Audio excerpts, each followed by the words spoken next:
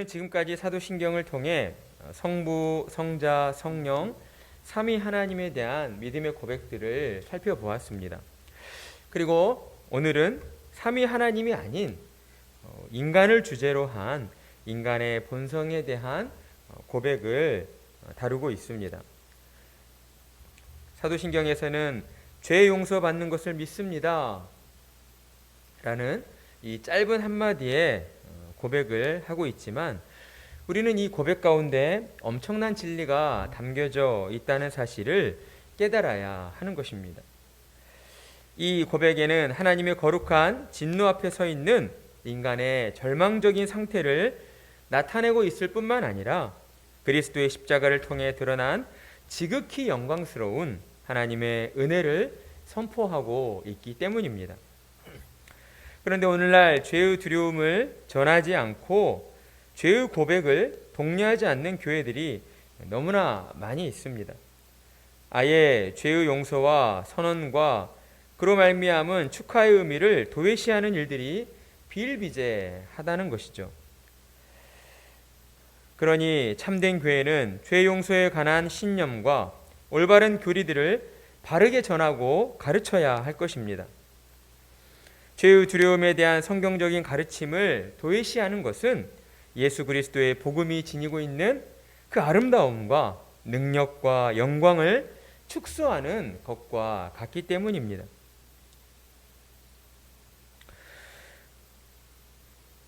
우리가 죄 용서 받는 것을 믿습니다 라고 고백하는 것에는 단순히 죄 용서 받았습니다 라는 그 고백만이 아니라 창조에서 타락에 이르기까지 그리고 하나님의 구원 사역을 거쳐서 그리스도의 영원한 왕국에 이르는 성경이 우리에게 가르쳐 주시고 있는 그 모든 신학적인 진리가 그 안에 담겨져 있으며 또한 우리가 그 모든 신학적인 진리를 믿고 인정한다는 그러한 의미가 담겨져 있기 때문입니다. 때문에 우리는 죄가 무엇인가를 바르게 이해해야 합니다. 그래야만 예수 그리스도의 십자가의 그 찬란한 광채가 더욱 우리 눈에 볼 때에 무한히 아름다워 보이게 되기 때문입니다. 죄는 첫 번째 사람 아담이 범죄함으로 인해 아담의 후손으로 이 땅에 태어난 모든 사람들 가운데에 들어오게 되었습니다. 인류는 아담의 원죄로 인해 영적으로 죽은 자들이 되어버린 것이죠. 이러한 인간의 부패함은 시간이 지날수록 점점 더 극에 달하게 되었고 하나님께서는 그런 인간들을 바라보시며 지면에서 모두 쓸어버리겠다라고 말씀하시기도 하였습니다. 모든 사람이 죄를 범하였음에 하나님의 영광에 이르지 못하더니 만일 우리가 죄가 없다고 말하면 스스로 속이고 또 진리가 우리 속에 있지 아니할 것이요 내가 죄악 중에 출생하였으며 어머니가 죄 중에서 나를 잉태하였나이다.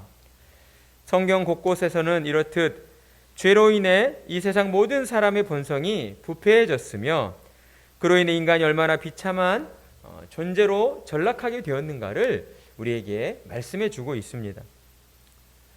죄로 부패한 사람은 그 누구도 거룩하신 하나님 앞에서 의로울 수가 없는 것이죠. 그러니 죄로 부패한 인간의 결말은 이미 정해져 있었던 것입니다. 하나님의 심판과 종죄로 말미암아 영원한 멸망 가운데 떨어지게 되는 것이 인간의 정해진 길이었다라는 것입니다. 그러나 하나님께서는 그러한 인간들을 사랑으로 구원하시기로 작정하셨습니다. 하나님의 그 은혜로 말미암아 지금 교회로 모여서 또한 하나님의 말씀을 듣고 하나님 앞에 예배하며 나아가는 이 땅의 모든 신자들은 하나님의 은혜로 구원받은 자들이 된 것이죠. 그러니 하나님 앞에서 그 신앙의 양심이 바로 선 신자들은 언제나 죄에 대하여 두려워하는 마음을 가져야 합니다. 죄에 대하여 그 양심이 민감해져야 하는 것이죠. 자신이 죄로 인하여 얼마나 비참한 상태에 놓이게 되었는가를 늘 인식할 수 있어야 합니다.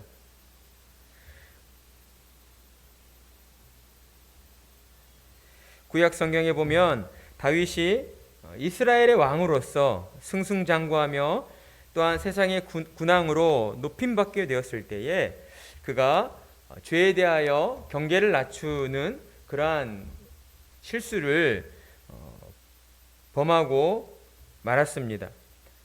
죄에 대하여 경계를 늦추자 그의 눈에 육신의 정욕과 안목의 정욕에 그가 유혹받게 되었고 자신의 신하를 전쟁터에 보내 죽게 만들고 그의 아내를 탐하는 그러한 무서운 죄를 저지르고 말았던 것입니다. 그러나 다윗을 사랑하시는 하나님께서는 선지자 나단을 보내어 다윗이 저지른 잘못을 깨우쳐 주셨고 다윗은 하나님 앞에서 자신이 얼마나 큰 죄를 저질렀는가, 자신이 하나님을 거스르고 하나님의 뜻이 아닌 범죄함으로 인하여 얼마나 하나님의 마음을 아프게 하였는가를 그는 뼈저린 시간을 통하여 고통을 맛보게 되었습니다. 다윗은 자신이 저지른 죄로 인하여 단 하루도 마음 편할 날이 없었던 것이죠. 눈을 뜨고 있어도 자신의 죄가 눈앞에 선명하게 보여집니다. 눈을 감고 있어도 그 눈꺼풀 사이로 자신의 죄가 보이게 되는 것이죠. 그로 말미암아 그는 끊임없는 양심의 가책으로 고통을 받아야 했던 것입니다. 그러한 고통스러운 시간들 속에서 다윗은 시편 51편에서 하나님이여 주의 인자를 따라 내게 은혜를 베푸시며 주의 많은 긍휼을 따라 내 죄악을 지워주소서라고 고백하고 있습니다. 나의 죄악을 말갛게 씻으시며 나의 죄를 깨끗이 제하소서라고 고백하는 것이죠. 다윗은 자신이 저지른 끔찍한 죄로 인하여 죄의 본질이 무엇인가를 정확하게 인식하게 되었습니다. 하나님의 뜻을 거스르는 자가 얼마나 고통스러울 수 있으며 또한 그 죄로 인한 그 고통에서 해방시켜 주시는 분은 오직 하나님 한 분뿐이라는 사실을 그가 온전히 깨닫게 된 것입니다. 그러니 우리는 언제라도 하나님 앞에서 죄에 대한 두려운 마음을 가지고 우리 또한 범죄하지 않으려 하는 그러한 믿음의 자세를 굳건히 지켜나가야 하는 것이죠.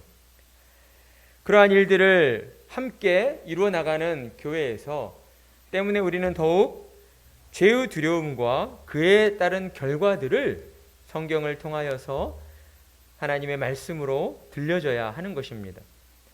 그러나 오늘날 이 시대는 죄의 두려움과 그에 따른 결과를 듣기를 꺼려 합니다.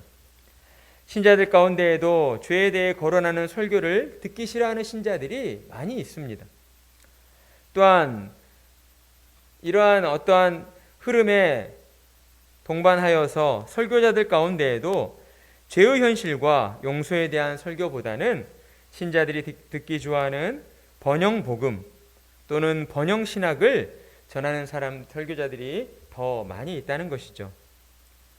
그러나 이것들은 참 복음이 아닙니다. 거짓 복음입니다.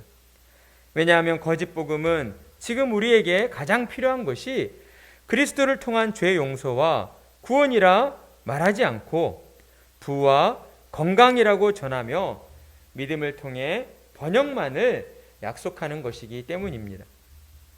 또 어떤 설교자는 성경의 가르침보다는 TV 토크쇼 사회자들처럼 환한 미소를 머금고 심리적인 안정과 치유만을, 정서적인 치유, 감정적인 치유만을 말하려 하는 자들도 있습니다.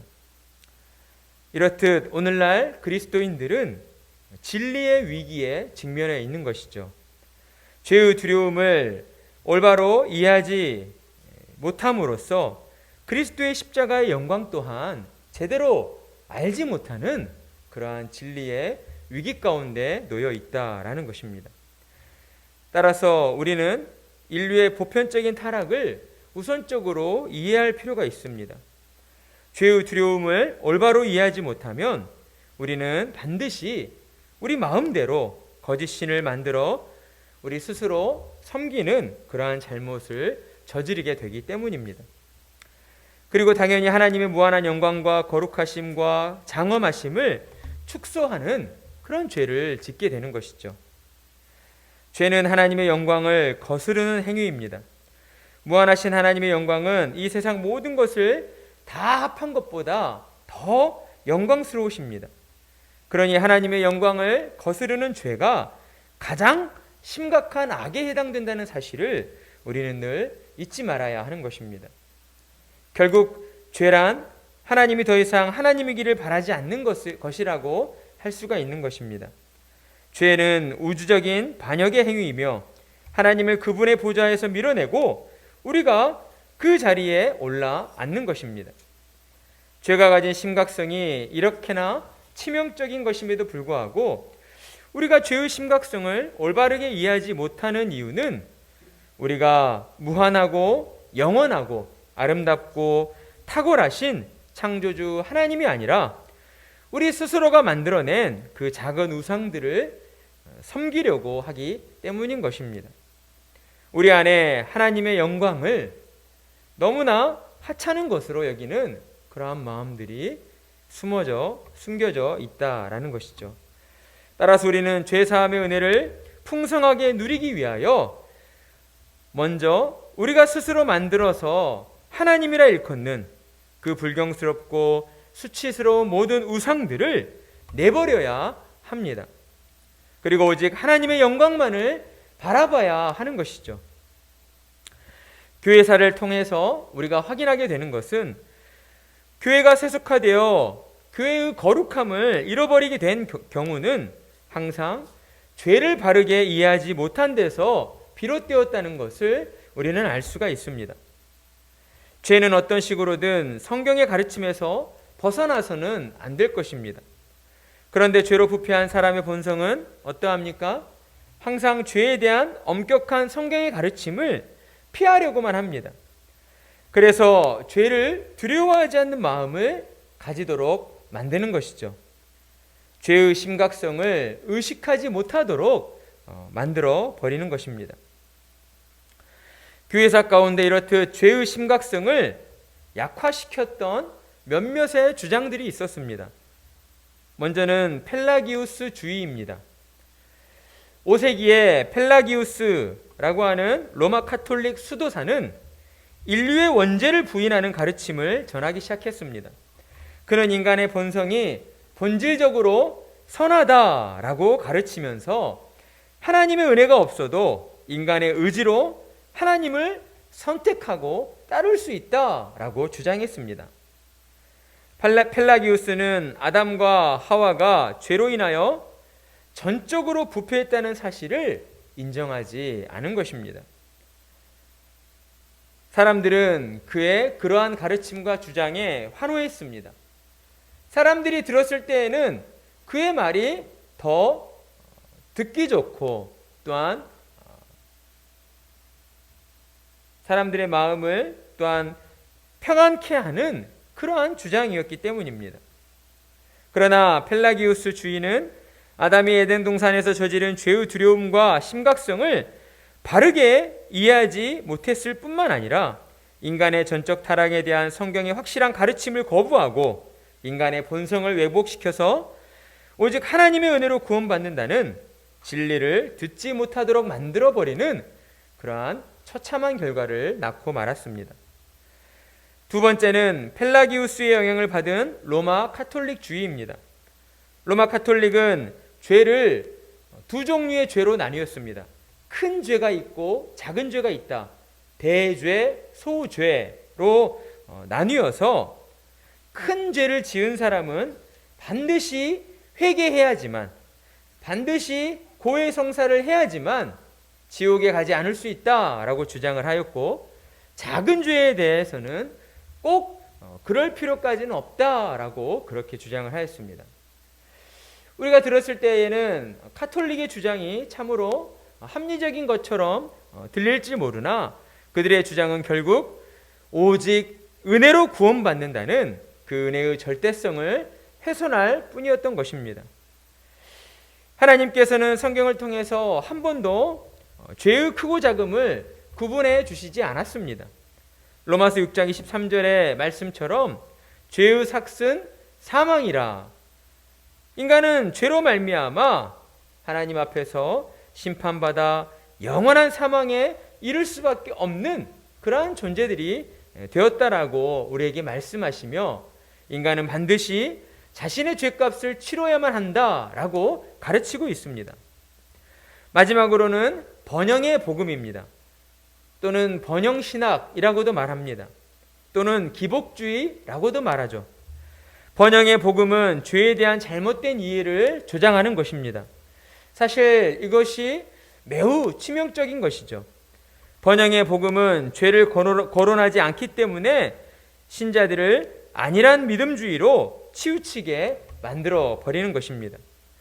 예수 그리스도의 십자가의 속죄 사역의 필요성을 강조하지 않고 단지 청중들의 양심을 적당히 달래주는데 초점을 맞추고 있기 때문입니다. 이렇듯 지금까지 살펴본 펠라기우스주의, 로마 카톨릭주의, 번영의 복음의 입장들은 모두 인간의 죄에 대한 참된 가르침을 왜곡하고 있는 거짓 복음, 잘못된 가르침들입니다. 죄에 대한 바른 인식을 갖고 있지 않는 것은 그 스스로가 하나님의 자녀가 아님을 드러내는 것과 같은 것이다 라고 할 수가 있습니다. 그러니 참 신자는 죄의 두려움을 온전히 인식하고 있어야 합니다. 죄의 심각성과 은혜의 필요를 이해하지 못하면 결코 죄 사함의 참된 의미를 올바로 이해할 수 없기 때문인 것입니다. 죄로 부패한 본성을 지닌 인간은 자신의 모든 죄를 스스로 책임져야 합니다. 그런데 문제는 여기에 인간이 할 수 있는 일이란 아무것도 없다는 것입니다. 그래서 인간의 죄와 죽음의 모든 문제를 해결하기 위해선 예수 그리스도의 속죄가 반드시 필요하게 된 것입니다. 그렇기 때문에 예수 그리스도의 십자가의 속죄는 모든 사람들에게 있어 유일한 참 희망이 되는 것입니다. 사람은 하나님의 진노를 감당할 수 없는 자들입니다. 그런데 예수님께서 십자가에서 인류의 모든 죄를 대신 지시고 하나님의 진노와 하나님의 심판을 당신의 온몸으로 받아내셨습니다. 그리고 이를 믿는 자에게 하나님의 자녀가 되는 권세를 허락하여 주시고 그에게 영생을 선물로 주신 것입니다. 이렇듯 우리가 사도신경을 통해 죄 용서받는 것을 믿습니다 라고 고백하는 것은 단순히 우리가 하나님 앞에 죄를 고백했을 때에 우리의 죄가 용서받는다 라는 그러한 고백으로 그치는 것이 아니라 이는 기독교 신앙의 가장 핵심에 자리하고 있는 아주 중요한 교리라는 것을 우리는 늘 기억해야 하는 것입니다. 따라서 교회는 죄의 현실과 두려움에 대하여 끊임없이 가르치고 증거해야 합니다. 인간의 전적 타락을 힘있게 외쳐야 하는 것이죠. 우리 모두가 하나님의 은혜로 구원받았으니 그럭저럭 괜찮은 사람이 되었습니다. 우리는 이제 더 이상 세상 사람들과 같지 않습니다. 이러한 듣기 좋은 말만 해서는 안 된다는 것입니다. 우리 자신이 하나님 앞에서 어떠한 존재인가를 끊임없이 계속해서 하나님의 말씀을 통하여 확인받고 또한 우리의 마음 가운데 새겨야 하는 것입니다. 죄인들이 죄의 현실을 깨닫고 예수 그리스도의 십자가를 향해 찾아 나아오도록 우리는 인간의 전적 타락을 계속해서 외쳐야 하는 것입니다. 이러한 사실들을 온전히 깨닫게 되었을 때 우리 인간의 참된 소망은 오직 예수 그리스도로 말미암아 죄를 용서받았습니다 라는 이 고백에 담겨져 있다는 것을 우리는 깨닫게 됩니다. 우리가 죄의 용서를 믿는다는 것은 그리스도 없이 우리는 여전히 비참한 죄인의 상태에 머물러 있을 수밖에 없다는 것을 스스로 인정하는 것이기 때문이죠. 오직 예수로 말미암아 죄 용서받았다는 사실을 우리가 매일 매순간 인정할 때에 우리의 심령은 다시 참된 소망을 바라보게 되는 것입니다. 오직 그리스도만이 우리의 유일한 참 소망이 되신다는 사실을 믿는 그 믿음이 우리의 마음 깊은 곳에서부터 충만하게 차올라 우리의 모든 삶을 더욱 믿음으로 힘있게 살아내도록 이끌어 주기 때문입니다. 매일의 삶 속에서 오직 예수로 말미암아 죄 용서 받았음에 감사드리시고 모든 순간 우리의 잘못을 인정하고 죄 용서의 은혜를 구하시며 하나님의 크신 사랑과 하나님 안에서의 참 평강을 온전히 맛보아 누리시는 복된 성도님들이 되시기를 간절한 마음으로 축복합니다.